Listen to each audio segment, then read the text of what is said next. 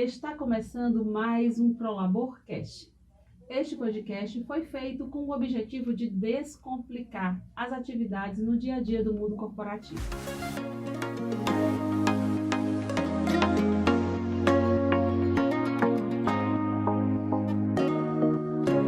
Meu nome é Salvador Leite e hoje a gente está aqui para falar de um assunto curioso, um assunto que a gente tem muitos questionamentos, tá? E vamos lá! Olá pessoal, sou Leonardo Peixoto, para quem não me conhece, eu faço parte aqui do comercial e da assessoria jurídica da ProLabor. E hoje a gente vai falar de um assunto que é bastante polêmico e questionado, né? Curioso, Assim, curioso. Por várias pessoas. E eu sou a Amanda Félix, coordenadora do QSMS da ProLabor. E nós vamos falar, tu vai dizer ou eu vou dizer? Diga, eu deixo a senhora falar. Esse senhora foi horrível, Amanda, mas eu não vou mandar cortar, tá?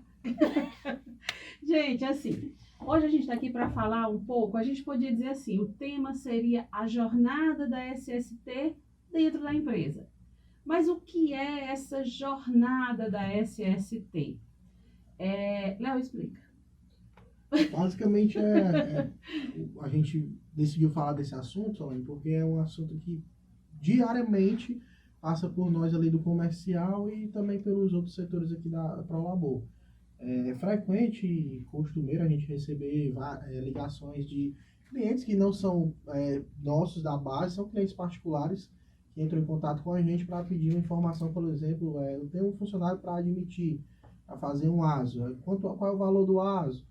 Assim, a gente já tem uma cultura aqui de, nesse momento, já perguntar ao cliente. Senhor, primeiramente é importante a gente saber uma informação do senhor. A sua empresa está toda regularizada com relação à SST para a realização do ASO? E aí surgem as dúvidas, né? Como assim? O que é que eu preciso além do ASO? Não é só o ASO, que até onde eu sei, se eu fizer um ASO, eu só preciso disso para admitir um funcionário.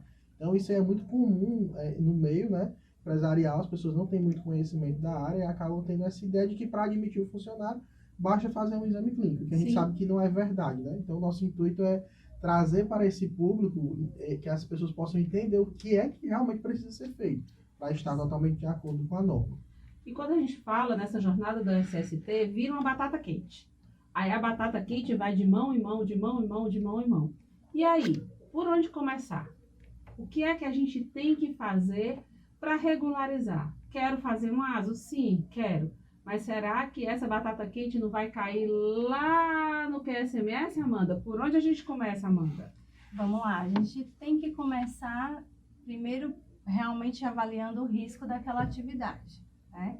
E essa análise preliminar do risco é que vai dar o primeiro passo para eu estar elaborando o meu PGR, né? Que é onde eu vou estar gerindo os riscos dentro da minha empresa, através das atividades que são desenvolvidas. Fala para o pessoal, explica o que é o PGR. Pronto, o PGR é o Programa de Gerenciamento de Riscos, né, que entrou em vigência esse ano de 2022. Né? Desde janeiro, a norma NR9 e NR1 sofreram alterações, né, e a partir dessa alteração foi necessário agora as empresas estarem se adequando através da elaboração do PGR.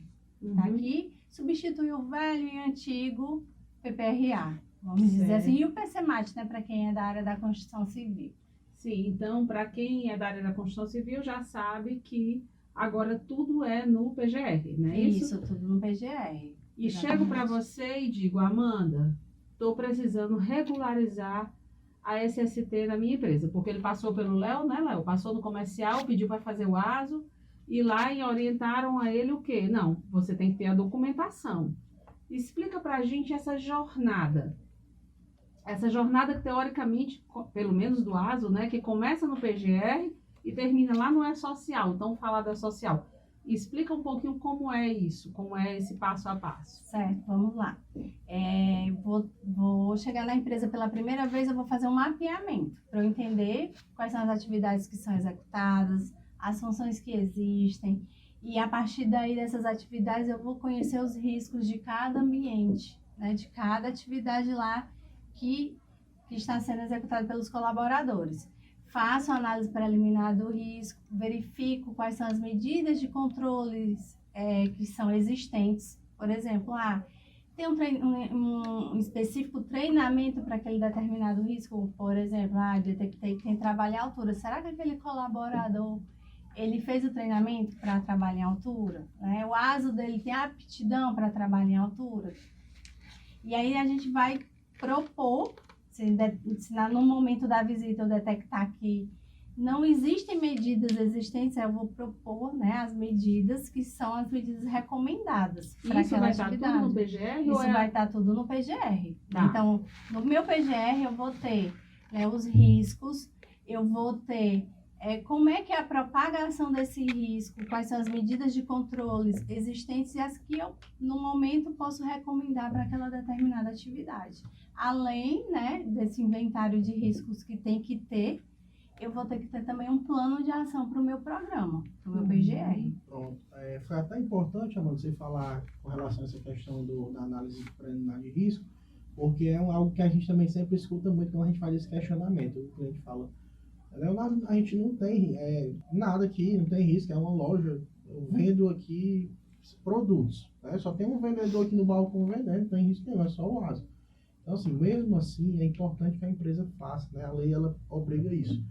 Leonardo, tem que fazer a mesma coisa? Não, né? A gente teve essas mudanças recentes, na qual tiveram algumas alterações, né? Que alguns tipos de empresas, como a gente já citou em um outro podcast, estão dispensadas de fazer o PGR, né?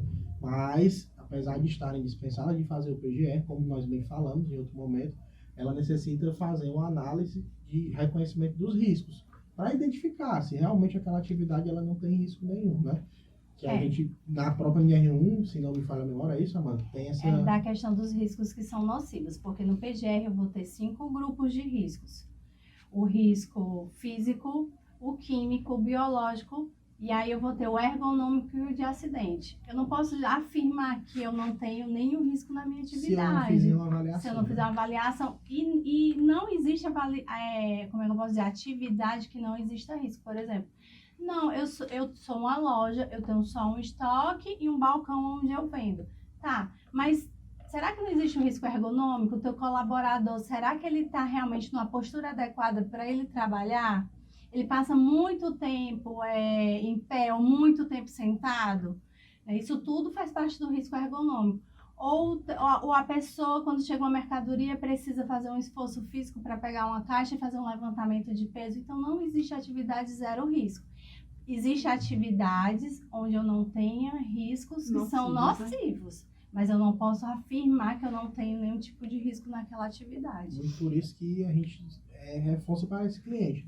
Senhor, por mais que o senhor esteja dizendo para a gente que o funcionário trabalha interno, não tem exposição a nenhum agente químico, não carrega peso, tem que fazer pelo menos essa declaração da ausência de riscos, que é o nome que se usa, né, Amanda? Isso, para quando é a ausência dos riscos nocivos, né? Isso, então quando são os outros riscos, são o risco de acidente e o risco ergonômico, né? Aí eu não posso afirmar, não existe. Vai um momento, ele pode, né, ter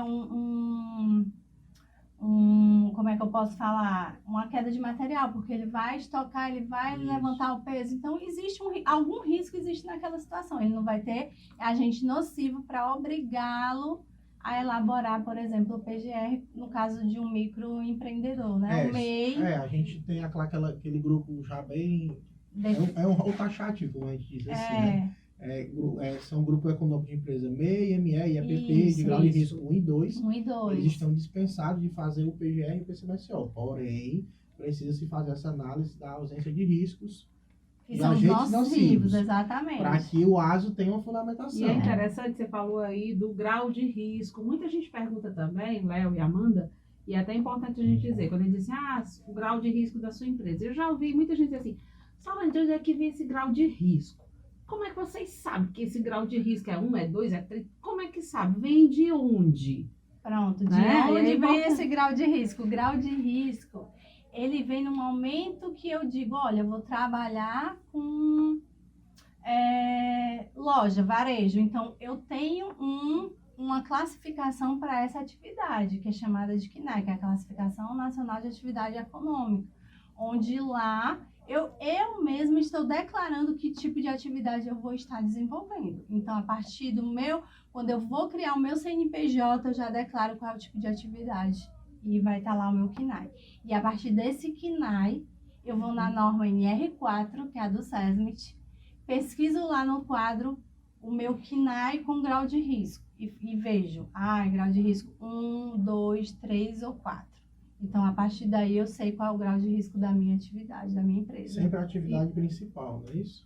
O KNAI principal. O KNAI principal, Mas as secundários, para desenvolver 2 tipos de atividades que não sejam iguais, eles abrem com o KNAI principal e o KNAI secundário. Mas nesse caso aí é avaliado como? Principal. O principal, a gente inicia pelo principal. Mas às vezes aquela empresa ela vai abrir outro CNPJ e que viram uma filial da matriz, vamos dizer assim. E aí lá eu vou executar o meu KNAI secundário. Então, todo o meu dimensionamento eu vou me basear pelo secundário por conta da atividade que existe naquele momento. Aí isso vai depender de chegar lá, na hora, de né? chegar lá na hora e olhar... olhar, exatamente.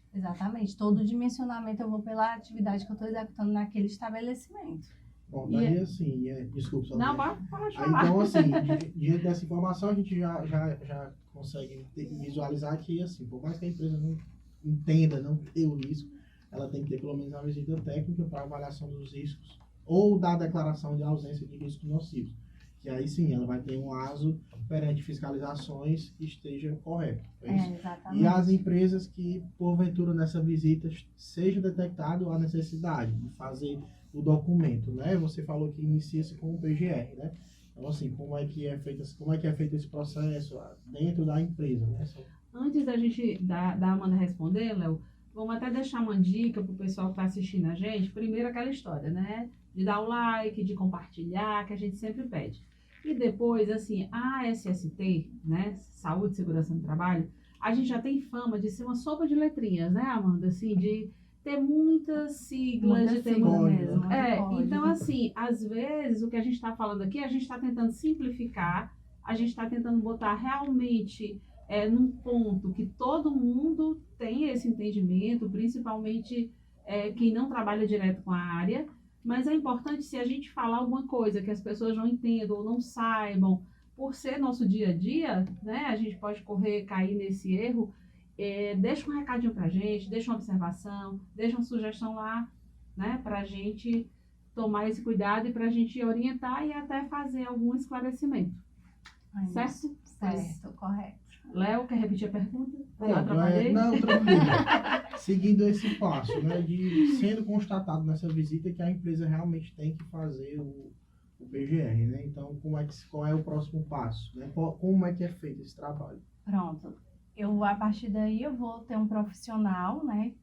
Ou um técnico de segurança, ou um engenheiro de segurança, para ir no local, fazer a visita técnica. Eu, que você fala, consultoria, eu né? Consultoria, eu empresa, né? Eu vou ter um profissional, falando como se eu fosse uma empresa, eu vou ter que ter um profissional. Ou meu, né? Ou de uma consultoria contratada. Se eu sendo empresa, eu não tiver esse profissional dentro do meu quadro de funcionários, aí você liga pro Leonardo, né? Liga pro Leonardo, solicita uma proposta comercial. E aí aprova a nossa proposta, que é muito importante nesse momento. E aí, diante disso, o serviço vai ser executado. E aí, assim, eu vou até te interromper um pouco, Amanda, e você vai falar um pouco disso, mas esse é um momento crucial, certo? Porque seja com a gente ou com qualquer consultoria, né? Assim, para iniciar o trabalho. É importante você cumprir a lei, certo? Mas a gente trabalha com prevenção. Então, mais importante do que cumprir a lei é você estar prevenindo, né? Você tratando de segurança do trabalho, não tem nem muito o que falar. Sim. É a segurança do seu trabalhador, ou até de você mesmo, porque você está no ambiente da sua empresa no dia a dia. Por isso que na nossa missão tem muito além das NRs, né? Exatamente. Então, assim, quando se for contratar esse tipo de serviço, como a Amanda vai bem destrinchar, é importante a gente ter esse cuidado. Não tem como, pessoal, uma pessoa que faça um serviço desse, de elaboração de um PGR, conseguir elaborar um documento sem ir no local. Sim. A Amanda vai dizer isso aí, mas infelizmente é uma realidade do nosso mercado, de muitos profissionais, infelizmente. A gente espera que isso venha a mudar. Mas assim, Amanda, eu citei isso aí para te reforçar essa sua pergunta de você dar essa ênfase, né? Qual é realmente o passo a passo? Porque muita gente às vezes acha que é uma coisa muito simples, né? Ou acha que a gente complica. Cara, vocês dificultam demais as coisas, faça aí para ajudar a resolver. Então, eu quero que você diga aí o correto, né? O que deve ser feito. Amanda, mais uma vez eu vou dizer, antes de tu responder, né, a pergunta, eu tô te interrompendo pela segunda vez, mas a gente está conversando aqui, tá valendo. Que eu sei que você vai além do PGR, né? A gente vai começar a caminhada, começar junto essa jornada agora. É só contar assim, fazer um parênteses aqui na Prolabor, que eu acho que o Leonardo lembra disso, que a gente tinha um impasse muito grande, porque antes no PPRA, nós tínhamos só 3 riscos, não é isso? Isso. Que é físico, químico e biológico. Isso. Né? E naquele momento, o nosso engenheiro, que é o Almeida, né? Nosso engenheiro da época, Almeidinha, um beijo para Almeidinha, né, Léo? Assim, com muito carinho. Gente boa. Ele já defendia e já adicionava aos nossos documentos o risco ergonômico de acidente. Que fechava os riscos ocupacionais. Sim. Junto, né? Então, mesmo assim, programa. ele dizia que era melhor você, entre aspas, pecar pelo excesso do que pela falta. E eu concordo demais com ele. E assim, nós sempre fizemos aqui na Prolabor esse documento, o PPRA, com os 5 riscos. E ele defendia muito isso, e nós aprendemos com o mestre, professor Almeida, né? E assim, quando a gente viu, né, o PGR sendo colocado no PGR isso aí a gente assim, ficou muito feliz, porque sabia que a gente já estava no caminho, né? Então isso é muito importante, como o Léo falou, a gente não trabalhar só rigorosamente com a lei. A norma me manda eu fazer isso até aqui, mas se eu trabalho com prevenção, se eu trabalho com vida, se eu trabalho com pessoas, nossa missão é além das NRs. Nós estamos trabalhando com prevenção. Implantar as boas práticas, né, Sim. dentro da organização. Não só se resumir o que está lá escrito na NR, mas se eu ver que alguma ação a mais é importante, por que não tá fazendo toda a implantação, né, implementando junto? E a gente já viu que essas boas práticas trazem, né, recursos, economia, dinheiro, como a gente falou, né, naquele outro podcast. Verdade. Pode trazer benefícios não só de qualidade de vida, de produtividade, mas financeiros também. Verdade. Então, vamos para a nossa jornada, Vamos né, lá. Léo? Vamos aí. Tem os riscos nocivos. Vou, né, elaborar o meu PGR. Então, o profissional vai, né, o profissional de SST, faz todo o mapeamento dos riscos, e aí lá ele já vai detectar qual o setor que eu tenho um ruído que é necessário fazer uma dosimetria. Tem manipulação de químicos, então eu preciso fazer uma avaliação química naquele ambiente. Então, essa visita é importante para isso, né? Para eu já estar fazendo todo esse mapeamento, já fazendo se eu vou precisar ou não também fazer essas avaliações que são as quantitativas que a gente fala, né? Que a gente vai quantificar quanto deu de ruído, quanto deu de calor e quanto deu, por exemplo, a avaliação química, né? Então, a partir do momento que eu faço um reconhecimento, aí eu já vou ter um documento elaborado com base realmente na realidade daquela empresa. Tipo, vai quantificar para quem trabalha com benzeno, tolueno, com poeira, né? Tudo isso aí, Isso, né? exatamente. Se existe, não existe. Se existir, a gente vai ver a necessidade de quantificar. Por né? isso que não tem condição de fazer um negócio desse, nem só no olho, quanto mais sem nem visitar. Né? Exatamente. Já teve a situação de cliente falar assim, não, mas vocês já vieram aqui ano passado, ou ano retrasado, então não tem necessidade da gente estar fazendo. Aí não, mas é importante a gente ir, porque pode ter tido alguma alteração no cenário, alguma alteração na atividade, pode ter tido a introdução de um risco novo e a própria empresa ela nem ter ciência disso. Porque aquela atividade pode trazer um risco adicional. E aí não está mapeado no teu PGR. Vocês estão ouvindo isso aí, né, pessoal? Quando vocês forem pedir orçamento, não adianta pedir. Rapaz, usa a medição do ano passado, a Amanda está respondendo aí. Não pode. Tá, então é importante a gente fazer realmente essa visita para... não, mas usa aquela relação de funções que eu te dei ano passado. Então não teve nenhuma alteração de lá para cá, né? Outra dificuldade, né, Amanda, que a gente Exatamente. tem é com isso aí. Porque, assim, naturalmente, que é uma cultura que é bom a gente mudar, que é o quê? a maioria das empresas só procuram a gente para fazer os documentos quando está com a faca no pescoço, né? Assim, de Verdade. última hora. Não tem aquele ditado, eles querem que a gente faça em tempo recorde o que eles não conseguiram fazer em tempo hábil, né? E eles querem esse tempo recorde. E por conta disso, eles, não, faz logo. E aí não querem mandar os dados. Então a gente costuma dizer o quê? A gente acredita que toda assessoria que diz o quê? Consultoria. Me ajude a lhe ajudar. É Né? verdade. Me ajude a lhe ajudar. Se você quer rapidez, né, Léo, agilidade, me mande esses dados, todas essas informações o mais rápido possível. Porque isso nos ajuda muito. Porque aí acaba que teve a visita, ficou pendente alguma informação, aí o documento acaba ficando parado e aí não vai ser entregue no prazo, né, que a gente estabeleceu quando fechou o contrato. Existem informações que a gente pode ter sem ir na empresa e outras que só indo. Então, vamos simplificar pelo menos com essas que podem ser enviadas, né, pra gente. Exatamente. Aí, já fazendo todo o mapeamento, voltando para o escritório, né, e já dando vida ao documento, elaborando com base em todas as informações que foram coletadas lá, a gente já tem o PGR já pronto com os riscos, aí nós vamos partir para outro documento importante, que é o PCMSO. E no PGR, lembrado que tem não só os riscos, mas o plano de ação, O né? plano de ação, que o plano de ação ele é feito com base também no que foi verificado nos riscos, nas atividades que são envolvidas, para dar vida àquele documento. Né? E lembrando que não é só pegar o PGR e botar na gaveta e só apresentar quando o fiscal chegar, né?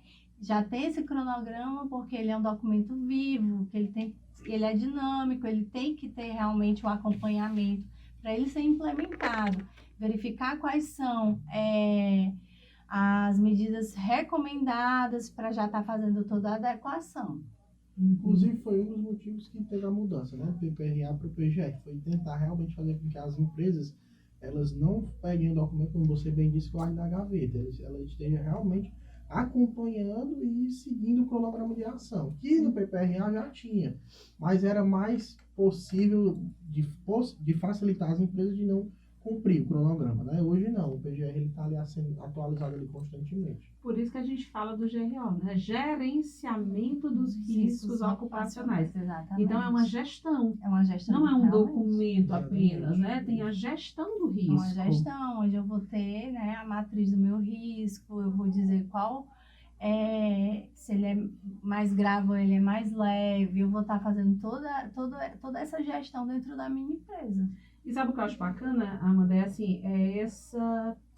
Digamos, esse entrelaçar, que aí vem, por ser um gerenciamento, por ser uma gestão, aí a SST entra muito nessa parte da administração.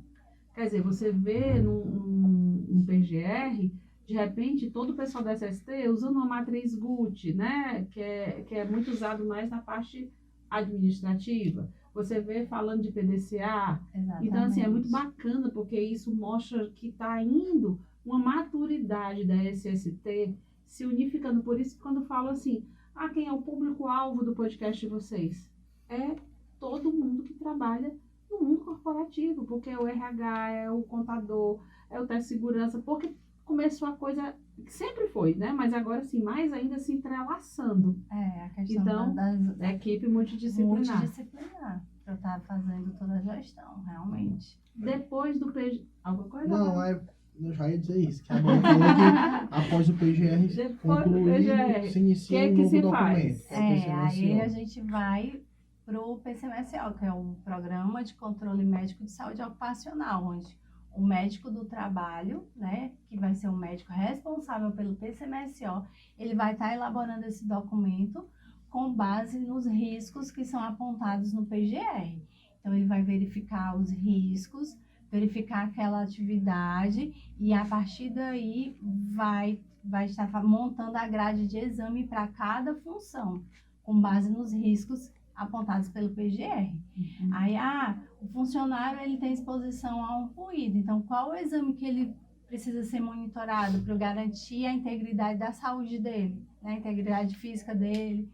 Ele vai ter que fazer uma audiometria, né? E está exposto à poeira. Então, qual é o recomendado? É um raio-x de tórax, uma espirometria e assim vai. Então, sempre com base. E além do PGR, o PCMSO ele também tem um plano de ação, que são ações que são recomendadas pelo médico responsável, né?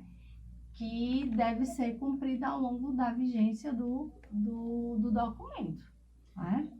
E aí, assim, vou aproveitar o ensejo até para dar uma dica também para as empresas. Como você bem disse, o PCMSO é fundamental, né? Porque ele vai dar o norte do que a empresa pode fazer para preservar tanto a saúde do trabalhador como a sua própria saúde financeira, né? E eu vou dizer por quê. Como você disse aí, a questão do ruído, eu vou dar um exemplo de um ruído, por exemplo. Você tem uma atividade dentro da sua empresa na qual o funcionário está exposto ao risco do ruído, certo? Então, você tem que fazer um monitoramento periódico daquela exposição dele ao ruído, se está afetando a saúde do trabalhador, se está provocando nele alguma perda auditiva. Por que, Leonardo? Porque com base nisso, você vai definir EPI para o funcionário, você vai fazer o controle da exposição ao ruído. Dentro do próprio PGR vai ser solicitado dosimetria para acompanhar o nível de exposição. Você vai ter dentro desse documento ações para reduzir a exposição dele ao ruído, seja com intervalo interjornada, seja com descanso auditivo durante um período, seja com o EPI mesmo, ele utilizando, se o EPI é suficiente para preservar, e vai proteger a empresa de ações trabalhistas futuras, porque, se não vejamos, aquela empresa que me ligou lá no começo do podcast que eu falei, que o Leonardo, eu só quero fazer o ASO, cara, né? E eu perguntei se ele era regularizado na parte de segurança do trabalho, e ele me falou que não, mas que também não queria, só queria fazer o ASO. Por mais que ele não faça aquilo, ele foi para outro local e fez esse ASO, sem audiometria. E o funcionário dele tem, certo? A função tem exposição ao ruído. E o funcionário usou o EPI, ele deu o EPI lá, mas ele não fez uma ficha para o funcionário assinar, por exemplo. Ele não monitorou a audiometria. Como é que ele vai comprovar, né? Ele não tem nenhum controle sobre os exames audiométricos. Ele não tem ficha clínica arquivada que identifique, por exemplo, que o funcionário já veio com uma perca auditiva.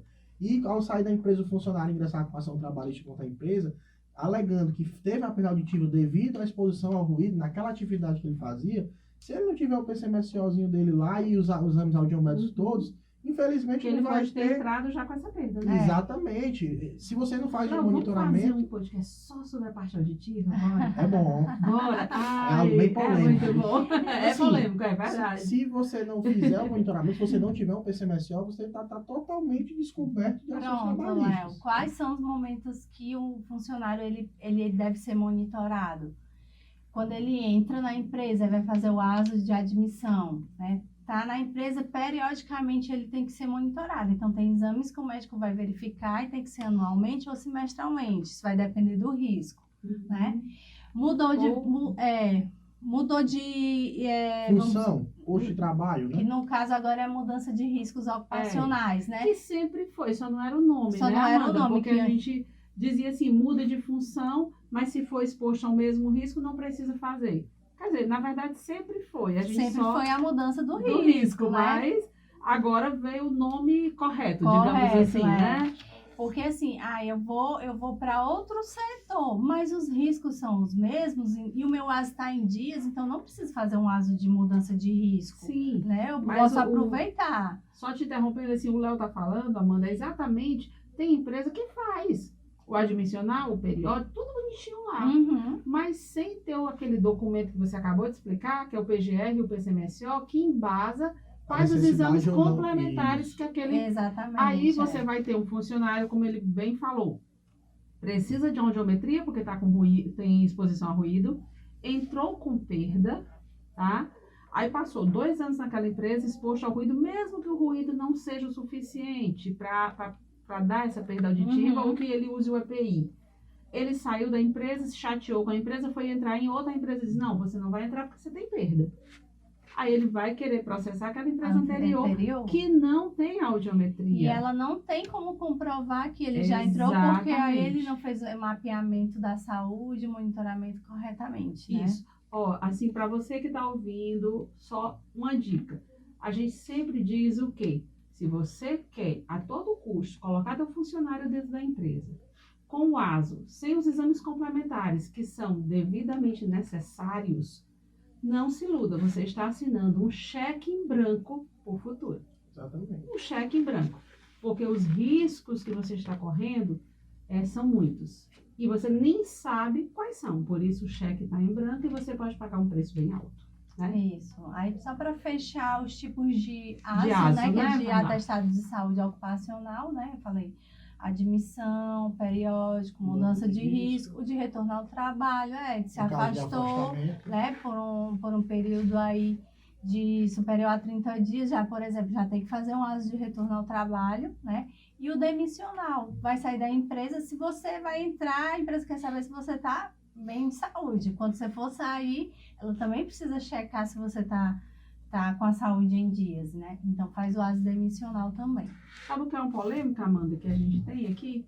Já tem hoje não, né? Aqui a gente não tem mais, mas já teve um debate muito interessante, essa questão do retorno ao trabalho.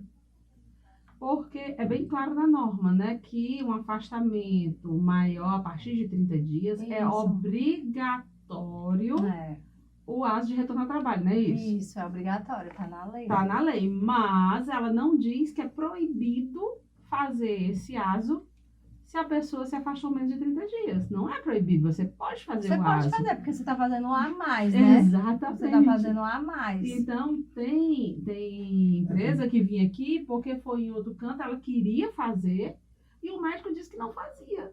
Porque na lei dizia que era só depois. Só um pouquinho, Léo. Porque na lei ela dizia que só era depois de 30 dias. Não, depois de 30 dias é obrigatório. Mas antes ele pode fazer.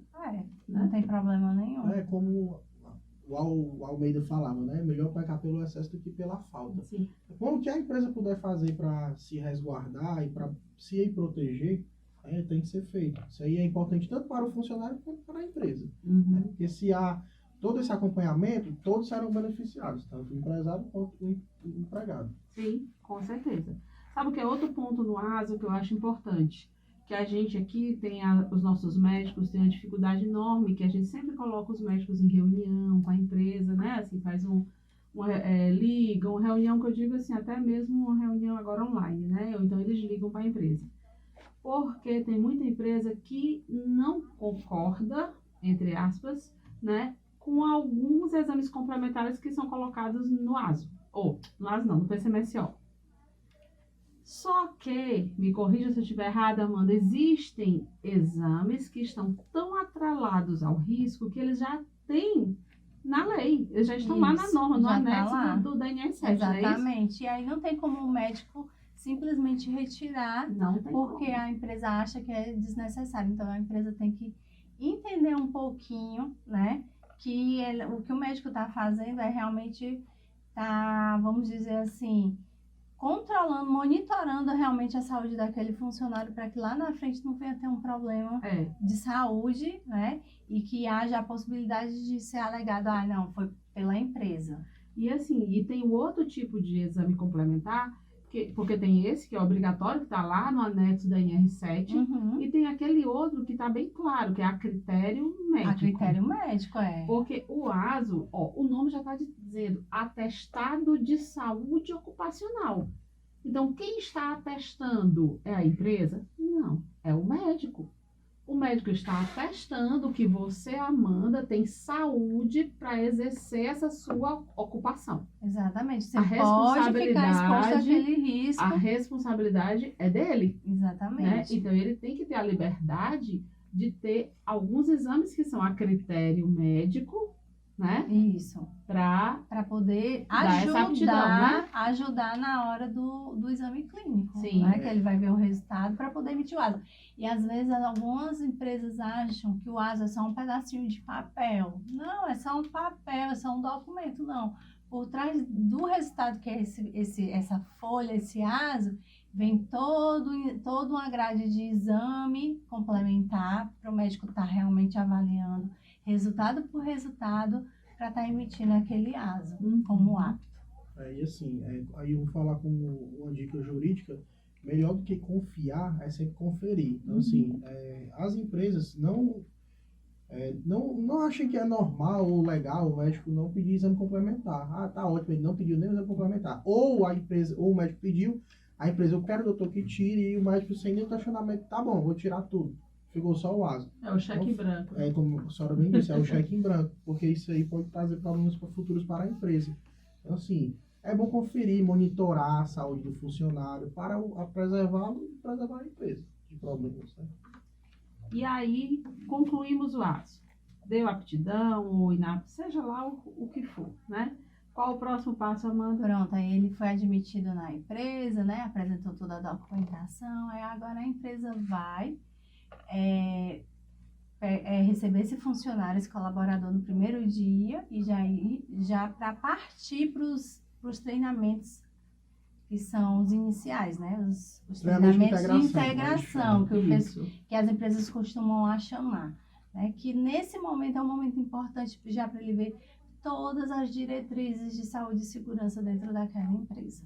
E já uma dica para quem estiver aí, assistir o nosso podcast sobre o E-Social, né, Amanda? Isso. Porque fez o ASO, concluiu até o dia 15 do mês seguinte, esse ASO tem que ser enviado para o E-Social. Exatamente. O ASO vai, o E-Social e o colaborador fica seguindo, continuando nessa jornada aí da gente. Exatamente. Né? Aí nesse momento fez o treinamento admissional, aí já vai receber os EPIs e uma coisa que o Léo falou, tem empresa que entrega o EPI e não documenta. Então, entregou o EPI, já providencia a ficha de EPI, já assina, porque isso é um documento que vai fazer parte do dossiê daquele funcionário, né? Então, vai partir para os EPIs e aí já ver a questão de todos os treinamentos que são específicos para aquela função. Uhum. Ele vai estar exposto a um trabalho em altura, então ele precisa de um treinamento de NR35.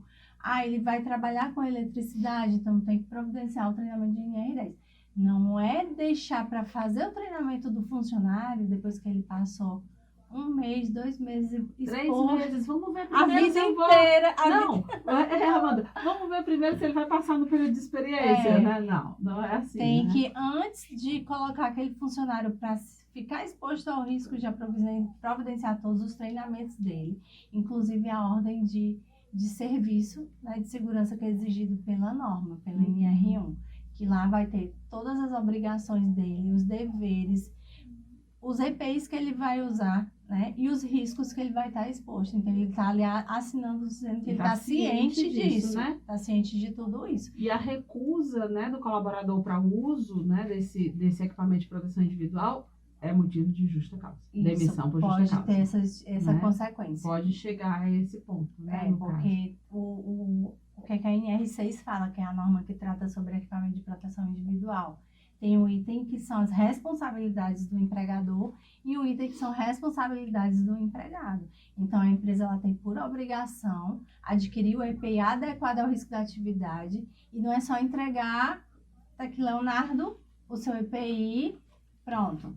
E tchau e benção. Quando é no outro dia, o Leonardo exposto ao risco lá sem nenhum EPI. Não, ela tem que exigir o uso, né? Então, além dela entregar o EPI adequado, ela tem que exigir que o Leonardo ele utilize de fato esse equipamento. Entregar e fiscalizar, né? Exatamente. A empresa tem o papel de fiscalizar, treinar, seja conscientizar aquele seja funcionário. A CIPA, né, Amanda? Também tem essa responsabilidade. É toda aquela parte educativa, né, que tem que ter. E assim, tem que ter o treinamento e tem que ter a conscientização. Porque no treinamento eles têm que aprender como usar, como limpar, em que período vai trocar, né? Tudo isso. E a conscientização da importância do uso, né? E assim, essa conscientização entra no que a Amanda falou, que é o cronograma de atividade do PCMSO. Muitas vezes tem, né, Amanda? Nas empresas que tem muita utilização de EPI, a gente coloca no cronograma de atividade do PCMSO a palestra de uso e conservação da EPI. Isso. Para cumprir, que está exatamente gente, posso contar um caso? Era muito engraçado. Para quem não sabe, eu sou fonoaudióloga, né? Eu acho que é mais fácil as pessoas saberem que eu sou fonoaudióloga do que eu sou a Solane. Porque é uma coisa que eu amo muito, muito, de paixão. Então era muito engraçado. Era a coisa que eu mais gostava de fazer, Amanda, era dar palestra de conscientização sobre o uso do EPI. Amava. E quando a gente falava, né, da perda auditiva induzida pelo ruído, vamos fazer um podcast sim sobre isso aí, que dizia todas as consequências, né? O que podia causar. E era muito interessante que eu dizia assim para eles: gente, e o maior prejuízo que o ruído causa na vida de uma pessoa é o divórcio. Aí eles ficaram: hã? É o divórcio. Por quê? Porque na maioria assim, dos locais que eu trabalhava era muito homem, né? Muito homem. A gente sabe que que o ruído, ele já tem estudos que ele interfere na questão da potência sexual. Então eu dizia assim: como é que vocês acham que uma mulher aguenta um homem com dor de cabeça, irritado, com insônia, desconcentrado, estressado e impotente? Não tem casamento que resista. Gente, mas era muito engraçado. No outro dia o técnico de segurança dizia assim: Solane, você vai me dar um prejuízo, porque os homens estão querendo usar dois agora. Vai ficar bem Então protegido. é interessante, assim, quando eles conhecem os riscos reais, aí realmente vem a conscientização. Valoriza, né? E querem usar. É. Né? Então era muito engraçado.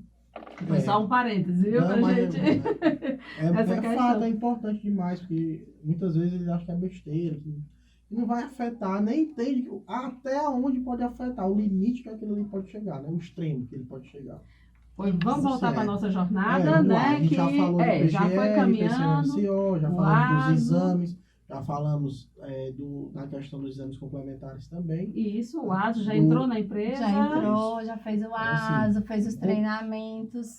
Como a gente seguindo essa linha, no início a gente falou que as empresas que não tiveram o risco, né, tem aquela declaração, e a empresa que tem o risco, ela faz o documento, nós falamos do documento, nós estamos falando das empresas que têm o risco. Sim, né? sim. Então, assim, Os além agentes do nocivos. PGR e do PCMSO, a gente sabe que tem outros dois documentos aí que são muito importantes. Tem vários outros, mas seguindo Sim. essa linha dos riscos, tem outros dois documentos que são muito importantes. Três. É o LTCAT, 3. acho que eu depois ter esquecido. Não. Pronto. Análise É, ergonômica. Análise que é o LTCAT, né? O laudo de insalubridade e periculosidade. Aí o LTCAT é o laudo técnico das condições ambientais de trabalho. Que a gente vai, né, desse laudo das condições do ambiente de trabalho, a gente vai ter um podcast, né, com o nosso engenheiro. De forma Outro, mais né, específica. mais um parceiro da Mais gente, um né? parceiro, O LIP, que é o laudo de insalubridade e periculosidade. E a análise ergonômica do trabalho, que a Isso. Solane citou. Então, iniciando aqui, Amanda, a gente falar um pouco sobre o LTCAT e o LIP, porque existe uma confusão muito grande aí ainda.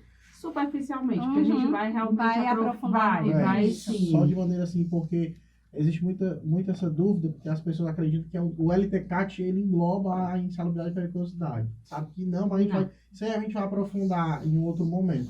Mas só para você citar, né, para a gente seguir uma Pronto. linha aqui. O LTCAT, ele vai dar o parecer se aquela função que está exposta àquele agente nocivo, faz jus ou não a uma aposentadoria especial, né? Já o laudo de insalubridade, ele vai dar o parecer se aquela função ela faz jus ao adicional de insalubridade, se o ambiente realmente ele é insalubre, né? Conforme a NR15. Ou periculoso, né? E o laudo de periculosidade. porque a gente junta tudo. Desculpa aí, Amanda. E o laudo de periculosidade vai afirmar, dar o parecer se sim ou não se faz jus ao adicional de periculosidade conforme a NR16. Então, às vezes, tem uma confusão, às vezes até no antigo PPRA, que o pessoal achava que o antigo PPRA, ele tinha conclusão para dar o parecer de aposentadoria especial, de adicionais. Não, o que vai dar de fato a aposentadoria especial é o LTCAT e insalubridade, o laudo de insalubridade e periculosidade, o laudo de periculosidade. É porque a gente junta os dois, né? Laudo de insalubridade e periculosidade. Que a gente também deixar claro o quê? Que um atende ao Ministério do Trabalho e outro à Previdência. A Previdência, né? exatamente. Então é importante dizer isso. Que o LTCAT é da Previdência. É da Previdência e é um documento importante para fazer os envios do E-Social, né? Do PPP. E do PPP, né? Que outro podcast. Exatamente, que o PPP, ele a partir de janeiro, ele vai virar realmente eletrônico, né? Sabe que eu tinha, mesmo como fundo, eu tinha dificuldade de dizer perfil profissionográfico previdenciário. É muito engraçado. E assim, os laudos, falando um pouco da parte jurídica desses laudos, eles são fundamentais, porque como a gente já conversou em alguns outros momentos, que a gente acaba uma coisa puxando a outra, o laudo de insalubridade e periculosidade, tem empresas que pagam o adicional, mas não tem o laudo. Então a empresa pensa o quê? Que eu já pago aqui, estou resguardado, já pago insalubridade aqui de 20%, já estou resguardado. Mas não é assim, tem que ter o laudo. Por quê, Leonardo? Porque aquele funcionário ele pode entrar com ação trabalhista pleiteando receber a insalubridade em grau máximo, de 40%, não de 20% no médio. Que A são gente falou três isso, eu acho, tipos, quando né? a gente falou da tributação da SST, não foi no podcast com o Diego? Exatamente. Então, só para reforçar que a empresa é muito importante fazer, por mais que ela já pague, porque para pagar você tem que ter uma fundamentação técnica. Se vier a ter uma ação judicial posteriormente, o juiz, a primeira coisa que ele vai perguntar lá na audiência, ele vai ser: vocês estavam pagando isso aqui com base em quê? Grau médio. Foi avaliado? Foi feita a avaliação quantitativa lá do risco? Porque o laudo ele faz uma avaliação quantitativa dos riscos. Você tendo esse documento, você está respaldado. Se você não tiver, você está aberto a sofrer qualquer tipo de sanção. E é importante, né, a gente ver, Amanda, da periodicidade desses documentos. Porque os programas, eles têm a periodicidade definida, mas os laudos não. Não, Né? Eles não têm que ser renovados todo ano, todo mês, toda semana, de 2 em 2 anos, não. Depende de quê? Fala aí pro pessoal. Vai depender se eu tiver uma mudança no meu layout, uma introdução de um risco novo, e aí uma função nova naquele ambiente. Ou mesmo a mudança do ambiente de trabalho. A mudança do ambiente de trabalho. Então, eu tenho que reavaliar, né? Então, diferente do PGR, eu consigo fazer aditivo. Já no laudo já não existe aditivo, Ótimo. né? A gente já tem que fazer de fato, nem que seja um laudo só daquela função, né? Mas a gente tem que mapear. Então, os laudos eles não são renovados anualmente. E o terceiro documento que a gente falou é a análise ergonômica, né? Que a gente citou aqui que dentro do PGR ele também entrou, o risco ergonômico. Isso, ele faz menção à NR17. Então, para eu E agora tem a comprovar... novidade da avaliação preliminar, né? Isso, análise Ou preliminar. análise. Que já vai dentro, né, do meu PGR no momento que eu estou fazendo o mapeamento lá para o levantamento dos riscos. Uhum. Então, assim, já fazendo análise ergonômica, de fato, eu já vou estar tomando medidas preventivas para que futuramente aquela atividade que aquele colaborador faz de levantamento de peso, será que a maneira, o modo de trabalhar de fato está adequado? Porque a ergonomista, quando fizer, ela vai dar recomendações para fazer melhoria naquele ambiente, né? Alguma adequação que precisa ser feita. Então, através da análise ergonômica, eu vou estar verificando esses pontos de melhoria para estar melhorando o processo e também melhorando a qualidade de vida do meu colaborador e, consequentemente, a produtividade dele. Sim. Sim, e é interessante que todos esses documentos, é bom a gente reforçar, que a gente fala sempre, até para os nossos clientes mesmo.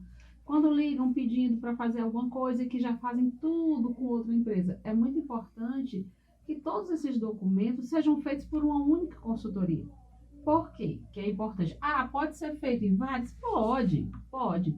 Mas é muito importante, porque se você faz tudo, se você centraliza tudo, aquela empresa, aquela consultoria já vai conhecer a tua empresa. Exatamente. Já vai ter muito mais condição de te ajudar para qualquer dificuldade, qualquer eventualidade, qualquer dúvida. Já pode realmente fazer uma consultoria, né, Léo? Então fica bem mais sensato fazer tudo num lugar só. É verdade. E aí? Opa, desculpa, Não, vai lá. Seguindo aqui, eu acho que vai lá. já falamos do PGR, PCMS, LTCAT, laudo de insalubridade, ASO. É social. Uma coisa importante é a CIPA, né? Isso. Aí vamos voltar lá. É porque o PGR acaba sendo não pela CIPA, mas antes da gente entrar na CIPA, o PGR acaba sendo o guarda-chuva lá, ele detecta vários até outros programas, né, Amanda? Isso, exatamente. Por exemplo, o PCA, né, Programa de Conservação Auditiva. Se eu detectar que tem os níveis muito altos de ruído, aí já é um sinal de alerta. Então, já tem que ter também mais medidas de controle. Aí entra a questão do PCA. Né? Para algumas empresas, principalmente de call center, é importante que é pouco falado, eu ainda tenho vontade de fazer também um dia aqui falando sobre o PCV, que é o Programa de Conservação Vocal. Aí vem o PPR, Programa de Proteção Respiratória. Então aí vão tendo os desmembramentos. O trabalho é um mundo, né? De acordo com o risco, como a gente identificou no PGR, como a senhora bem falou, o PGR é uma espécie de coração da segurança do trabalho. Sim. Né? Com o que é levantado nele, de acordo com aquele resultado, você pode ter um mundo de diversidades que pode ser E o inclusas. importante é fazer a gestão desses riscos. Aí o Exatamente. programa que você vai usar para fazer essa gestão Aí, vai depender de cada exatamente. empresa, E né? aí, assim, os documentos vão ser também variados de acordo com a atividade, né? Sim. A gente está falando aqui o que é em regra feito para todos. E que não varia, tem que ser feito, tem que Mas ser aí, feito. por exemplo, a empresa do químico tem o PPLB, né? Que é o Sim. programa da questão do risco ao benzeno. As empresas que têm exposição ao ruído já tem que fazer o PCA. Para, senão Que é o o- povo vai se assustar. Não para, né? Mas aí é o mundo, né? É. Só para a gente E isso é a entender que a gente gestão, está né? falando mais do básico, né? O que aquela empresa que não tem tantos riscos específicos, ela precisa fazer. E as que tem risco específico também tem que fazer isso. Só que aí vai aumentar de acordo com a necessidade. Depende muito do ramo de atividade daquela empresa, né? Os riscos que estão agregados naquelas atividades, aí a gente vai verificando quais documentos são importantes para ele estar implementando. Isso. Uhum. Eu acho importante a gente falar também, Amanda, como você bem disse também, que além dos documentos, que a CIPA também é algo que é indispensável. Para as empresas. Sim, Que Que porque é a a gente parte tá... de segurança do trabalho, Sim, né? e Isso. essa é obrigatória. De É. alguma forma, ela é De obrigatória, alguma né? forma Por exemplo, se eu não tiver como é que eu sei? Primeiramente, Né? o que é CIPA? A O pessoal CIPA está perguntando ali. Tá ouvindo aqui. O que é CIPA? É a Comissão Interna de Prevenção de Acidentes, né? Exigido pela NR5. Como o nome já diz, o objetivo realmente é prevenir os acidentes dentro daquela organização, deixando o ambiente de trabalho mais compatível para estar recebendo aquele funcionário, aquele colaborador, né? A lei entendeu que era muita coisa para o Tec Segurança e resolveu dar a ele alguns ajudantes. Dá né? uns anjos da guarda, né? É. Então, a gente tem essas pessoas, esses membros, né, que fazem parte dessa comissão. Metade é eleita, metade é indicada. Mas como é que eu sei a quantidade, né, dessa CIPA? Na norma, na NR5, através do grau de risco e da quantidade de funcionários, aí eu posso fazer o dimensionamento da minha CIPA. Se eu preciso de 4, 6 ou 8 pessoas, aí vai depender do grau de risco e da quantidade de funcionários que eu tenho. Ah, Amanda, eu vi aqui que é no grau de risco 3, um exemplo. Não tô lembrando aqui de fato como é a tabela, né? Mas o grau de risco 3, até 19 funcionários eu não preciso ter CIPA, um exemplo. Então, se você não precisa ter CIPA, a norma fala que você tem que ter uma pessoa que é o seu designado de CIPA. Ele vai fazer o papel de cipeiro, ele vai ser o cipeiro naquele estabelecimento, já que ele não tem a obrigação de ter a comissão formada, tá? E a CIPA, ela segue muito uma linha do direito, né? Porque a gente sabe que o símbolo do direito é aquela balançazinha, né? Que é da igualdade. Então, assim, quando se forma uma CIPA, tem essa filosofia, né, Amanda? A gente, de acordo com o que você bem disse, a norma fala, a CIPA é formada por 4 pessoas.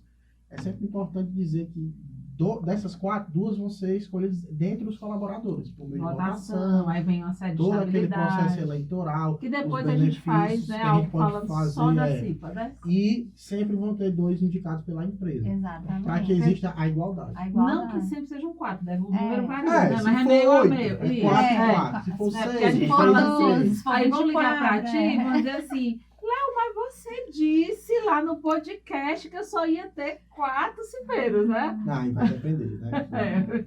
Né? Sempre vai ser um número par. Sim. Ou só vai ser número ímpar quando for designado. É fácil Sim, de decorar. O único ímpar que vai ter é 1. Quando não precisar formar assim, vai ser E uma a só nova pessoa. NR5, ela vem com algumas mudanças, né, Amanda? Principalmente no curso, no treinamento da Isso. CIPA, que aí depois, quando a gente for falar, a gente destrincha direitinho, porque Exatamente. antes eram 20 horas. E agora vai depender também do grau de risco. Exatamente. Né? Então ela varia o quê? De 8 a 20? É De 8 isso? a 20. menor A são 8 menor são horas. 8 horas e o grau de risco mais elevado são Continua com 20 horas. 20, né? Exatamente. Então, tudo isso é bom ficar. E eu vou dizer uma coisa, as empresas agora, se antes já era importante uma boa consultoria, agora que é mesmo, porque mudou tanta coisa, que às vezes dá um nó até no juiz da gente, né? Amanda? Até para quem Imagina. tá no dia a dia, a gente sente algo, às vezes a gente pega uma coisa e diz, como assim, né? Mudou a ideia, tá uma Então, assim, velocidade. é importante estar sempre se atualizando. E a Como gente- tudo na vida. E a gente que Tem que trabalha na consultoria, a Quem gente trabalha tem que com realmente consultoria estar é o consultor, acompanhando, né? acompanhando acompanhando bem ao pé da direto. letra, É né? verdade. A gente tem que ter a resposta para quem tem a dúvida. Né? Exatamente. Então, Sim, é importante sim. a gente sempre estar à frente disso aí. Eu acho que, na minha cabeça aqui, Amanda, eu não estou me lembrando mais de nada que assim seja... Fala que tu tá pescando aí, diz assim, eu não tô Hoje eu não vendo trouxe nem mais papel, nada. viu? O pessoal tava dizendo aí que eu ficava com papel aqui, lendo. Ah, Ó, não tem papel hoje, tu tá não tem lendo nada pelo aqui meu dentro, aqui, viu? é? Tu tá vendo alguma coisa Não no meu tem aqui? nada. O pessoal, Léo, tá show de bola, mas você tá pescando, não trouxe nada hoje. Aí ele pediu, aí ele bota aqui, entendeu? Pra ele pescar do lado de A casa. intriga da oposição, esse negócio de pesca. Aí, sem papel, sem nada. Eu acho que a gente fechou assim com Aquele os ciclo tópicos básico, mais, né? isso, que Como são a os, gente disse, é um mundo, os mas pontos mais básicos que a gente tem, né? É. Que é o mínimo que uma empresa precisa ter para estar implementando as ações. Amanda, então vamos lá. O que é que o pessoal precisa saber, assim, tua dica de milhões, como diz o Léo, né? O Alisson é que fala, vamos Léo. dar autoria. É, né? autoria, vamos dar Processo autoria, senão ele vai advogado Processar logo. aí, Dica de milhões, vai lá. Dica de milhões Patenteado já. Já tá patenteado já no nome deles. Eu vou deixar o meu pré-condilhado, depois eu vou falar o que é. E o meu é isto posto. Viu? Isto, pois, é entender de fato, né, quais são vamos dizer assim, os riscos existentes dentro do ambiente de trabalho.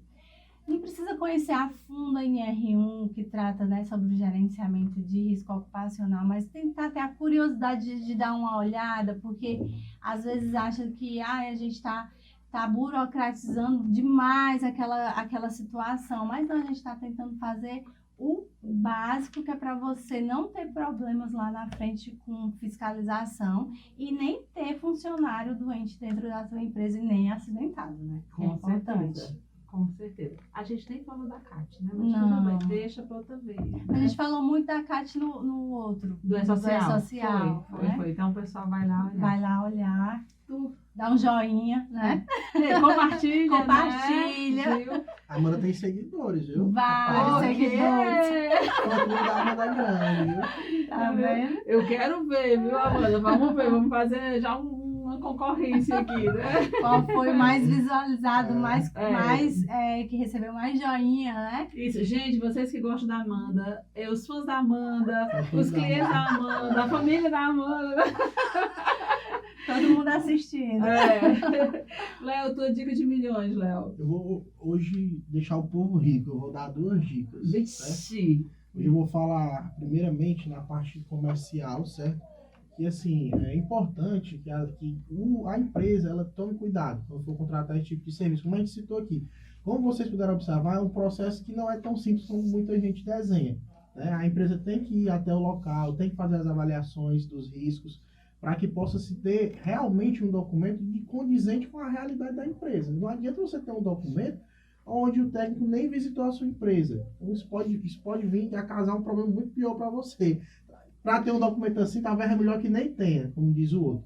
Então, assim, tomem cuidado, né, com essa contratação desse prestador de serviço de vocês. Não é só a ProLabor, lógico que a ProLabor é a melhor, mas tem outras empresas que também trabalham de forma correta, né? Mas, assim, é importante ter esse cuidado, né, de fazer da forma que deve ser feito mesmo, né? Vocês terem esse conhecimento, porque vocês vão saber. Quando contratar um técnico, como teve um caso de um cliente que contratou uma empresa e depois entrou em contato comigo, Leonardo, vou fazer contigo. Aí, qual foi o último que vocês fizeram? Rapaz, foi semana passada. Eu vou ver se vai fazer de novo. Porque eu contratei semana passada, na segunda, na terça-feira chegou os documentos aqui. Eu já tinha costume de fazer com vocês. Aí eu disse, rapaz, quando é que você fez esse documento? Eu fiz ontem. E você veio aqui ontem, eu não vi, não tinha ninguém aqui. Entrou aqui à noite, como é que foi? Então, assim, tomem esse cuidado, né? Porque às vezes o barato sai caro, né? E da parte jurídica é um pouco parecido também, Tu né? deu a dica do comercial e agora vai dar do jurídico. Exatamente, eu disse que era Meus dois dois papéis, ali. né? Muito bem. A parte jurídica, como a Amanda bem citou, e eu em alguns momentos falei aqui, a gente ter cuidado, pessoal, em fazer realmente, dar atenção à parte de segurança do trabalho. É muito importante para o funcionário e também para a empresa. Não é só para o funcionário. Não vejam a segurança do trabalho como uma despesa. Vejam como um investimento para a empresa. Que pode proteger a sua empresa de diversas situações, sejam ações trabalhistas, sejam riscos mesmo de acidentes dentro da empresa, até de vida mesmo de funcionário, essa questão. Porque se você tiver esse cuidado, você vai estar respaldado para qualquer tipo de ocorrência que venha a existir. Porque pode acontecer, alguns acidentes acontecem, mas se você tiver respaldado, se você tiver uma equipe de funcionários conscientes, né, que saibam como agir diante de determinadas circunstâncias, e você dê a eles todo o respaldo, né, e a logística necessária para que eles atuem dessa forma, o ambiente de trabalho vai estar super seguro e a saúde do colaborador super preservada, né, e a saúde financeira da empresa também. Sim. Então, é isso aí que é o recado que eu queria deixar hoje. O meu, né, a minha dica de milhões é o seguinte, é que a empresa, a consultoria que você contratar, não necessariamente ela é melhor ou pior porque pediu muita coisa ou pouca coisa. O ideal nem sempre é o mais caro e nem sempre é o mais barato. O ideal é o ideal, né? A conclusão foi assim, filosófica, foi Freud aqui. Mas o que é que acontece? Às vezes as pessoas, a gente chega também nas empresas, gente, e ela fez um documento anterior e que fez milhões de medições que não precisava, milhões de avaliações químicas que não eram necessárias. Então, assim, o consultor que tem conhecimento, que sabe o que está fazendo, ele só vai te pedir o necessário. Ele não vai botar milhões de coisas que não são necessárias. Mas também ele não vai deixar de fazer nenhuma que seja realmente necessária para que o teu documento seja fiel, seja um documento que vai ajudar na prevenção do teu colaborador. Correto? Corretíssimo. Correto? É isso. Pronto? Mas o pessoal seguir aí o canal, Sim. curtir, compartilhar. Pede aí, Léo, vai lá. Eu vou só Pessoal, dizer uma isso. coisa, eu vou dizer uma coisa que até é uma piada interna que o nosso gerente ri muito, que eu digo, pois então pronto, gente, fim feito por mim, né? Então, pede aí, Léo, vai lá. Pessoal, sigam a gente nas redes sociais, nas plataformas, no Instagram, no YouTube, siga o canal, ative o sininho lá, para quando a Raíssa postar lá o vídeo, você já ir assistir, dar o like, né? E acho que é isso. Né? Peçam aí nos comentários para a Raíssa participar de um podcast, ela não tá querendo gravar. Próximo, ainda tá um ou dois ela que vai gravar, viu? Viu? Mas ela vai, já tá marcada, ela não tem saída não. Faça uma Aqui. campanha hashtag Raíssa no podcast. Podcast Raíssa, né? Que vai sair, viu? Pra vocês E conhecerem a não Raíssa. esquece que a gente está nas principais plataformas de streaming. Eu demorei tanto para aprender esse nome, plataforma falar, de né? streaming, que eu tenho que falar. Então, escuta, a gente está nas principais plataformas de streaming. E dá o like, né, Léo? Aí continua, dá tchauzinho, agradece. Dá o joinha. Encerra aí, Léo, vai É isso, lá. pessoal. Acho que é isso. A gente agradece a vocês aí pela paciência, pelo tempo com a gente. E conta com vocês já para o próximo. E esse projeto, o ProLaborCast, não é um projeto só nosso. É meu, é seu. Então, continuem dando dicas, continuem assistindo a gente. Mas, por favor, compartilhe. Compartilhe porque é o número de visualizações que nos alimenta e nos impulsiona a gente a ter vontade de falar mais, de trazer mais assuntos, dicas, pessoas que vocês querem ouvir. Tá bom? Beijinho para todo mundo, Deus abençoe a todos e até o nosso próximo ProLaborCast. Tchauzinho!